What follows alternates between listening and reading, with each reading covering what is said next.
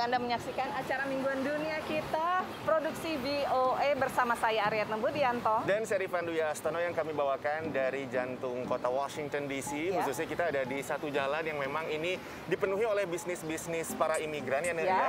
Dan di sini kita pengen ngomongin juga yang namanya Immigrant Heritage Month, ya, alias bulan sejarah imigran. Betul. Nah, kali ini Rifan dan saya berada di kawasan yang tadi seperti disebutkan Rifan, 14th Street, yang sangat kaya dengan bisnis ya. Bukan hanya dari kalangan warga kulit hitam, tapi juga dari berbagai negara. Betul. Di belakang kami ini ada restoran dari Italia, dan di sebelahnya ada kafe dari Kuba. Ini hanyalah sekelumit dari sekian banyak ragam bisnis yang ada di kota ini. Betul. Dan yang dimiliki oleh warga imigran. Betul, apalagi di Amerika Serikat ini populasi imigran ini memang cukup besar sih proporsinya, ada sekitar 13% warga yang lahir di luar Amerika yang sekarang tinggal di sini. Belum lagi mereka sekarang kan juga semakin tumbuh selain karena arus imigrasi juga karena mereka kan membangun keluarga di sini. Jadi udah punya anak, cucu dan lain sebagainya. Nah, bicara soal arus imigrasi tentunya tidak luput dari krisis imigran yang ada di perbatasan selatan Amerika Serikat. Betul. Ini terutama anak-anak yang datang tanpa wali atau tanpa orang tuanya ke sini, dan mereka ditampung di sejumlah penampungan. Ya.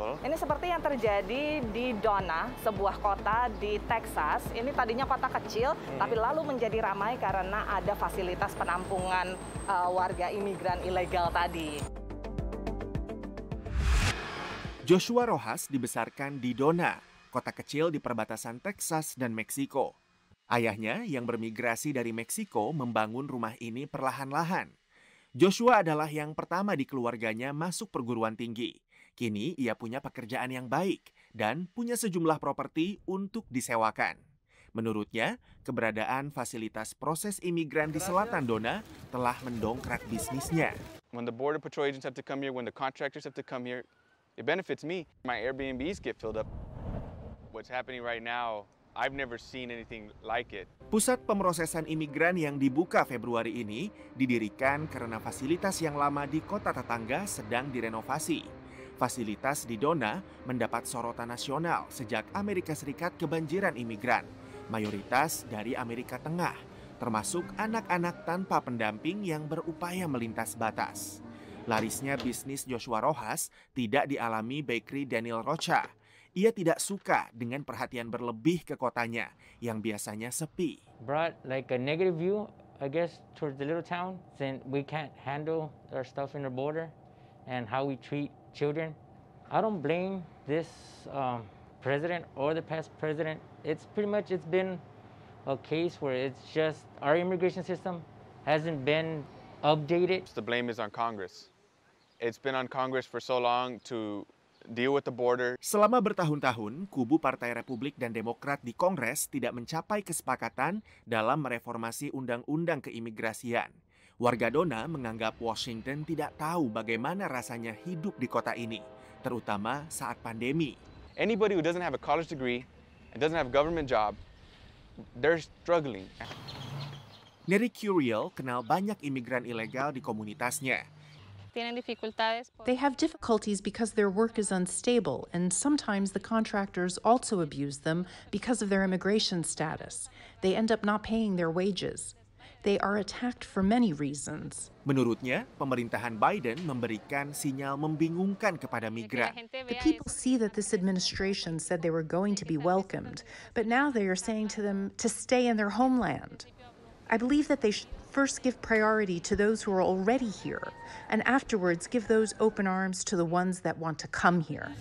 Menurut Daniel, pelintas batas yang tidak melalui proses sah seharusnya tidak boleh dibantu. I get it, they need asylum, but there's a way to do it. I brought my wife from Mexico the right way. It took me time, but I did it.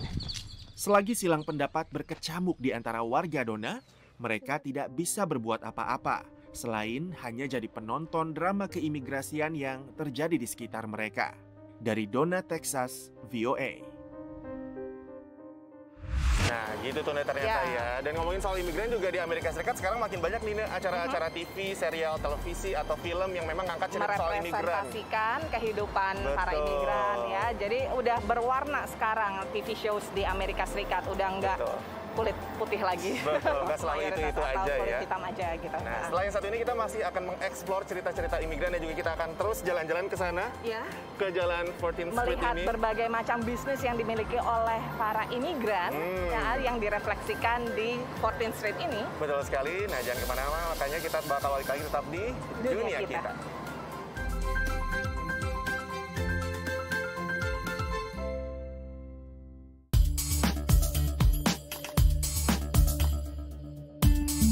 Pemirsa, masih di dunia kita, masih di kawasan 14th Street, salah satu kawasan yang paling beragam ya secara bisnis, karena di sebelah kita aja nih ada restoran dari Vietnam. Terus di sebelah sana lagi ada restoran dari imigran Laos. Nah, kita masih ngomong soal Juni sebagai Immigrant Heritage Month atau bulan sejarah warga imigran di Amerika Serikat. Nah, kita juga ingin melihat bahwa salah satu yang sudah sangat mengakar di Amerika Serikat adalah budaya ngopi. Nah, budaya ngopi kan selama ini kita pikir pusatnya di Seattle gitu ya, di barat Amerika. Ternyata bukan. Nah, loh, lebih lama pusatnya itu sebetulnya katanya ya menurut para pakar ini di kota New York. Nah, dan ini khususnya ngopi ini ya, ngopi untuk dibawa pergi ngopi itu. Untuk dibawa pergi dan asalnya itu adalah dari imigran Yunani dan imigran Belanda. Nah, selain itu juga kita punya cerita nih soal seorang seniman. Dia adalah imigran asal Korea yang ada di Amerika. Nah, dia namanya Nam June Paik. Dia ini waktu beberapa dekade yang lalu, berpuluh-puluh tahun sebelum kita sekarang punya YouTube sebagai konsumsi primer kita untuk nyari segala sesuatu, dia itu punya gagasan juga bahwa sebetulnya setiap individu, setiap manusia itu berhak untuk memiliki channel TV masing-masing. Wah, ini dipelopori oleh seorang imigran Korea ternyata ya. Betul. Nah, dia terus menciptakan banyak sekali instalasi seni berhubungan dengan itu dan sekarang karyanya dipamerkan nih di Amerika Serikat. Coba kita lihat seperti apa. Ini pemandangan khas kota New York. Kopi dari gerobak makanan. Small coffee and one bagel, please. Dan hanya dengan $2 kita sudah bisa mendapat sarapan.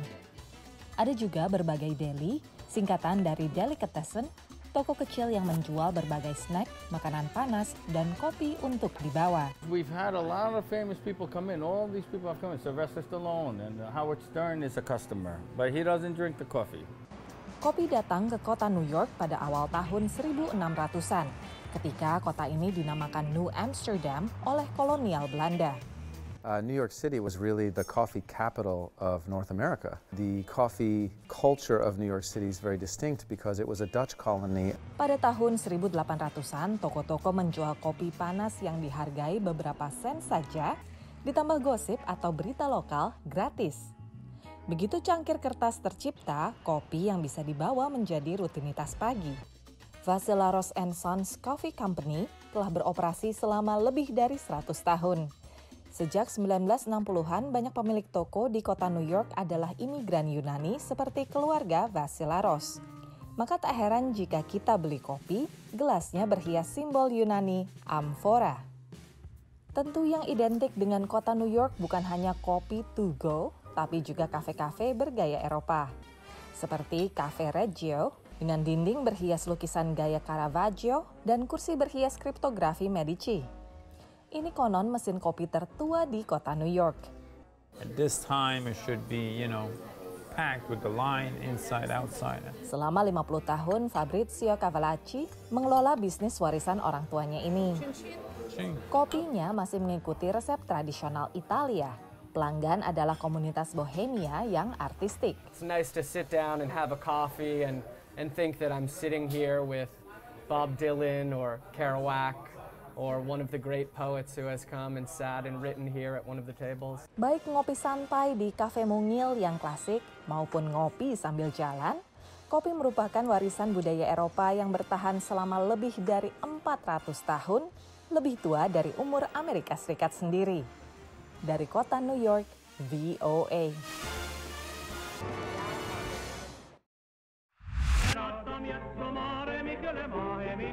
Pada tahun 1960-an di Amerika, televisi merupakan siaran satu arah dari 3 jaringan stasiun besar ke rumah-rumah warga. Bagi Nam June Paik, perlu ada alternatifnya. Sejak kecil, seniman ini senang membongkar sesuatu dan membangunnya kembali dengan sentuhan pribadi. Ia disebut sebagai seniman video pertama di dunia yang menggabungkan image, televisi, dan peralatan untuk merayakan sekaligus mengkritik budaya teknologi yang semakin berkembang. San Francisco Museum of Modern Art atau SF MoMA menampilkan kreasi Namjoon selama 5 dekade yang dianggap sebagai cikal bakal dunia digital yang ada sekarang. He sort of grew up as an artist, if you will, in the late 50s, early 60s, and attacking television was of prime importance. Talking back to the media was important. Misalnya karya awal ini mendekonstruksi sinyal TV dengan magnet. Tahun 1965, Namjoon membeli kamera video portable pertama di Amerika dan memakainya untuk merekam instalasinya. Maka ia menjadi pelopor video seni instalasi. A lot of the Zen Buddhism was interesting to see, tied together in kind of dynamic ways with his Western background as well. Namjoon Paik lahir di Korea, tinggal di Jepang dan Jerman sebelum menetap di Amerika Serikat. Namjoon sering berkolaborasi dengan seniman avant-garde dan musisi pop. Ia termasuk seniman pertama yang memakai teknologi satelit televisi untuk menggabungkan pertunjukan langsung antar benua. Paik was famous for coining the phrase electronic superhighway in the mid-70s as an early vision of an internet where Namjoon Paik could have his own TV channel. And he would envision multiplicities of voices. Apa kira-kira komentar Namjoon yang wafat 2006 jika melihat dunia yang serba terkoneksi sekarang? I think he would have seen it as a great opportunity to really make the world one community, one global village. Dari San Francisco, California, VOA. Setelah yang satu ini, kita juga masih punya cerita-cerita lain tentang para imigran yang ada di Amerika Serikat. Terutama diaspora Indonesia. Betul sekali, dan kita juga bakal menjawab pertanyaan dari pemirsa. Makanya jangan kemana-mana, kita bakal balik lagi nanti dalam Dunia Kita.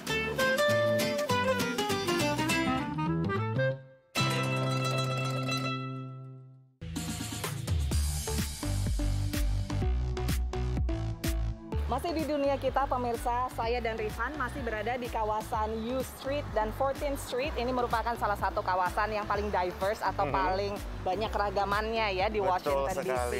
Ini juga kebetulan pertanyaan dari pemirsa Dunia Kita yang sudah masuk ke redaksi.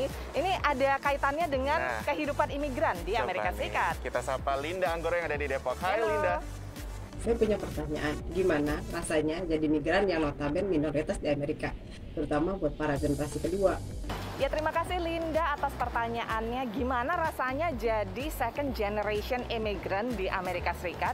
Lah ini karena kalau menurut saya ya, saya sih bukannya second generation ya. Saya lahir di Indonesia, lahir dan besar di Indonesia. Betul, saya juga. Ya, tapi kelihatannya mereka sudah menganggap Amerika itu ya memang bukan negara asing lagi karena mereka lahir dan besar di Amerika Serikat. Ini merupakan negara yang menerima berbagai macam etnis budaya dan membuatnya menjadi bukan melebur tapi terpadu ya, hidup bersama ya. Iya, dan memang di Amerika Serikat ini second generation kalau misalnya dilihat dari studi yang dilakukan oleh beberapa lembaga itu memang dikatakan bahwa mereka ini mendapatkan hal-hal terbaik dari dua sisi. Jadi sebagai seorang warga Amerika, mereka dapat semua privilege-nya atau keuntungan-keuntungannya dengan kemajuan teknologinya, terus juga pendidikannya yang gratis. Tapi juga mereka jadi lebih memahami soal struggle atau perjuangan-perjuangan para imigran karena ya mereka dilahirkan oleh imigrannya sendiri. Gitu kan, orang tua mereka ini imigran yang datang dari luar Amerika Serikat dan tinggal di sini. Generasi kedua Amerika Serikat ini juga mendapatkan tadi seperti yang saya katakan banyak keuntungan di Amerika, termasuk mereka itu juga ternyata dari segi pendidikan itu lebih educated atau lebih terdidik daripada warga Amerika Serikat secara keseluruhan juga nih. Jadi banyak di antara mereka ini yang pendidikannya sampai lulus S1, banyak yang kemudian lanjut ke S2 juga. Dan mereka juga dari segi kekayaan atau pendapatan itu juga lebih tinggi rata-rata dibandingkan warga dari populasi Amerika secara rata-rata. Betul. Nah, semoga menjawab, Linda, banyak sekali aspek yang bisa kita pelajari tentang kehidupan para imigran di Amerika Serikat, dan ini menarik sekali karena prediksinya nanti tahun 2065 itu nggak ada etnik yang mayoritas lagi di Amerika Serikat. Betul sekali. Memang dilihat dari trennya, warga Asia atau imigran Asia tuh bakal semakin naik. Pertumbuhannya gitu kan? Yang diprediksi paling cepat, etnis yang pertumbuhannya paling cepat di Amerika Serikat. Iya. Nah, ngomong-ngomong nih ya, diaspora dari Indonesia termasuk dalam kelompok yang pertumbuhannya ya lumayan ya, walaupun tidak secepat dari negara Asia lainnya.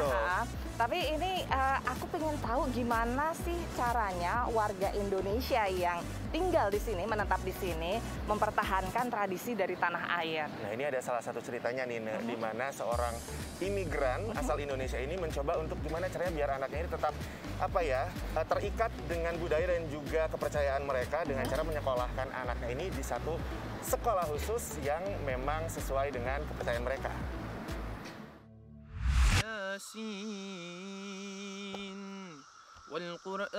Dengan merdu, Adriel Zakaria Locke melantunkan ayat-ayat Al-Quran.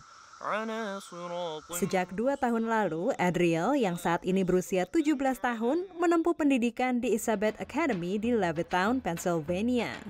Isabeth Academy adalah pesantren yang dikelola United American Muslim Association yang salah satu misinya adalah menyediakan pendidikan Islam bagi generasi muda Muslim Amerika. Also, students are not just learning Quran, fiqh, and Arabic grammar, but they are also learning the akhlaq of Islam, good manners according to Sunnah. Ada 90 siswa dari kelas 5 hingga 12 dengan latar belakang keturunan berbeda yang bersekolah di akademi ini, termasuk sejumlah diaspora Indonesia seperti Adriel. Siti Sahroh Harahap Locke, ibu Adriel, sudah lama ingin menyekolahkan anaknya di pondok pesantren. Pengennya mereka basicnya itu kuat lah sebelum mereka nanti college. Intinya itu mumpung mereka belum dewasa, ilmu agamanya udah cukup untuk keluar nantinya gitu. Karena kita tahu teenager kan gesekannya kuat kalau udah di public school. Awalnya Sahroh sempat mengalami penolakan dari putranya yang sudah sekolah di SMA di Fairfax, Virginia. I'm not gonna say I'm the perfect person. I feel like there are points in time where I feel like I'm missing out on what people consider their years to have fun as a teenager and whatnot, but I'm still really glad that I'm doing this to pursue my own knowledge, and it's not like I'm giving up on having fun. I'm still gonna go to college after. I'm just getting my Islamic knowledge first. Kini Adriel memasuki tahun ketiga dan akan meneruskan 2 tahun terakhir pendidikannya di Turki. Sahroh yang sebelumnya tak menyangka kalau putranya mau menamatkan sekolahnya di Isabeth selama 5 tahun merasa terharu dan bangga. Allah.